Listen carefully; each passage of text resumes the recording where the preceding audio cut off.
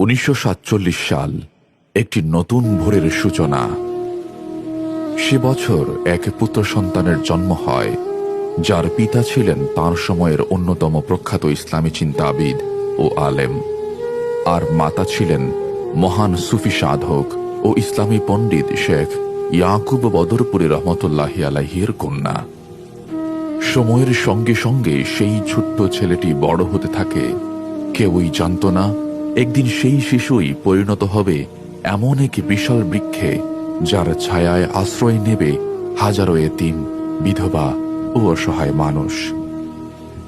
একদিন তিনি যখন প্রথম শ্রেণীর ছাত্র, স্কুল থেকে ফেরার পথে একটি জীর্ণ শীর্ণ বাড়ি চোখে পড়ে। সেখানে বাস করতেন এক অসহায় বিধবা নারী। সেই দৃশ্য দেখে তাঁর চোখ অশ্রু সজল হয়ে ওঠে। তিনি বাড়ি ফিরে মায়ের কাছে গিয়ে সেই বিধবার জন্য একটি নতুন ঘর নির্মাণের উদ্দেশ্যে টাকা চান। সেদিন থেকেই শুরু। এরপর আর পেছনে ফিরে তাকাতে হয়নি। তিনি নিজেকে সম্পূর্ণভাবে দান, খয়রাত ও শিক্ষার কাজে নিয়োজিত করেন। তার শিক্ষা জীবন ছিল অত্যন্ত উজ্জ্বল। তিনি সর্বোচ্চ ফলাফল ও গুরুত্বপূর্ণ ডিগ্রি অর্জন করেন। ব্যক্তি জীবনে তিনি সবসময় নীরব ও বিনয়ী থেকেছেন।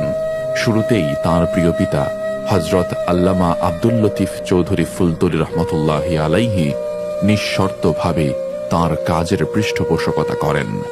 ধীরে ধীরে বাংলাদেশ ও প্রবাসের বহু দানশীল মানুষ এই মহৎ উদ্যোগে যুক্ত হন।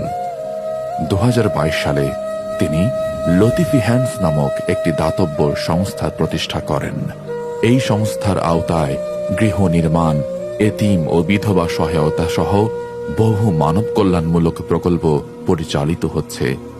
তাঁর সারা জীবনের কর্মযজ্ঞে তিনি হাজার হাজার এতিম ও বিধবার জন্য আশ্রয়স্থল নির্মাণ করেছেন।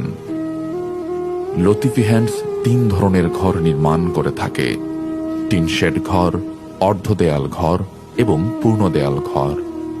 পানি প্রকল্পের আওতায় টিউবওয়েল, অজুখানা ও কূপ স্থাপন করা হয়, যা বিভিন্ন অঞ্চলের হাজারো মানুষের জন্য নিরাপদ ও বিশুদ্ধ পানির উৎস নিশ্চিত করে। অন্ধ ও প্রতিবন্ধী প্রকল্প। এই প্রকল্পের আওতায় 200-এরও বেশি উপকারভোগী প্রতি মাসে নগদ সহায়তা ও প্রয়োজনীয় উপকরণ পেয়ে থাকেন। এতিম প্রকল্প। এটি অন্যতম প্রধান প্রকল্প, যার মাধ্যমে হাজারো অসহায় এতিম শিশু স্বাভাবিক জীবনযাপনের সুযোগ পায়, যে জীবন তারা পেত যদি তাদের পিতা জীবিত থাকতেন।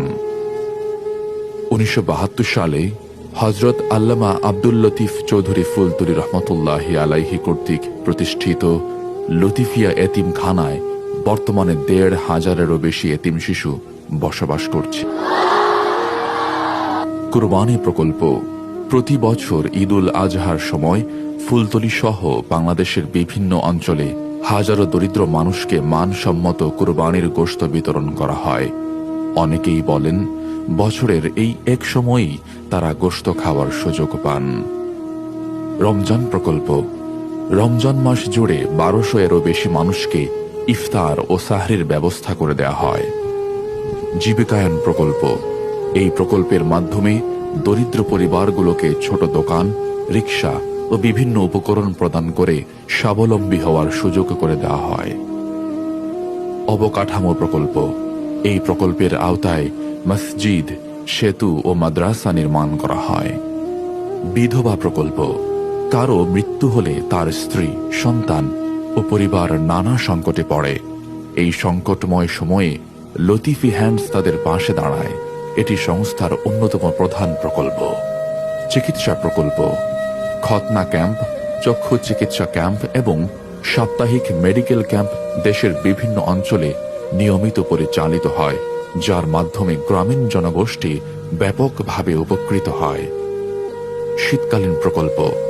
শীতের তীব্র ঠান্ডায় খোলা ঝুপড়ি ও ভাঙা ঘরে রাত কাটানো অসহায় মানুষের কষ্ট লাঘবে লতিফি হ্যান্ডস তাদের দরজায় কড়া নাড়ে। কম্বল, সোয়েটার ও শীত বস্ত্র দিয়ে তাদের উষ্ণতা ও সান্ত্বনা দেয়। উপহার প্রকল্প। বিভিন্ন উপলক্ষে এতিম, বিধবা, শিশু ও বয়স্কদের উপহার সামগ্রী প্রদান করা হয়, যা তাদের মুখে আবারও হাসি ফোটায় এবং কিছু সময়ের জন্য দুঃখ ভুলিয়ে দেয়। জরুরি সহায়তা প্রকল্প। বাংলাদেশ নদীমাতৃক দেশ। বছরের এক সময় নদী জীবিকার উৎস হলেও বর্ষায় তা ভয়ঙ্কর রূপ নেয়। ঘরবাড়ি, ফসল ও পশু সম্পদ ভাসিয়ে নিয়ে যায়। এমন দুর্যোগে লতিফ হ্যান্ডস তাৎক্ষণিকভাবে উদ্ধার ও সহায়তায় এগিয়ে আসে। এছাড়া প্রতি বছর বৈদ্যুতিক শর্ট সার্কিট সহ নানা কারণে শত শত ঘর পুড়ে যায়। এসব জরুরি অবস্থায়ও সংস্থাটি দ্রুত ব্যবস্থা গ্রহণ করে। এইসব দাতব্য কার্যক্রম পরিচালিত হয় সেই মহান ব্যক্তির দিক নির্দেশনায়, যিনি একদিন তার মায়ের কাছে কান্না ভেজা চোখে এক বিধবার জন্য ঘর চেয়েছিলেন, যার পিতা কোনো প্রশ্ন ছাড়াই তাকে সমর্থন দিয়েছিলেন, আর মা বাবা নীরব রাতের প্রহরে তার জন্য দোয়া করতেন। যদিও তিনি নিজেকে আড়ালেই রাখতে পছন্দ করেন, তবুও তার উদারতা ও নিষ্ঠার প্রভাব আজ সারা বিশ্বে অনুভূত হয়। তিনি আর কেউ নন, তিনি আমাদের প্রিয় মুর্শিদ হযরত আল্লামা ইমাদ উদ্দিন চৌধুরী ফুলতলী।